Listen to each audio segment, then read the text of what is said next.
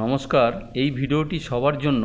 মাত্র 10 টাকা খরচ করে ছাদের রডগুলো 2-3 বছর একদমই ভালো থাকবে। পরে পিলার ঢালাই করলেও রডে সঠিক কামড় নেবে, কোনো অসুবিধা হবে না।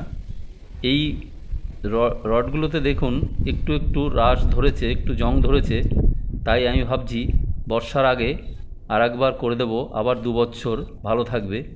অনেকে রং করা একদমই উচিত না, পরে পিলার ঢালাইতে অসুবিধা হবে।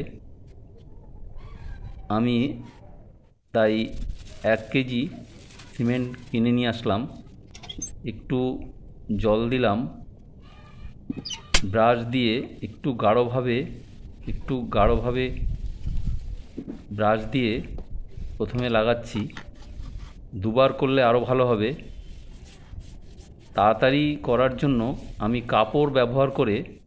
কাপড় দিয়ে সব রডগুলোতে এইভাবে আমি লাগিয়ে দিলাম। এইভাবে পুরো রডেই আমি কাজ সম্পন্ন করলাম। আইডিয়াটা ভালো লাগলে প্লিজ বন্ধুরা অন্যকে শেয়ার করুন, লাইক করুন, সাবস্ক্রাইব করুন। নমস্কার।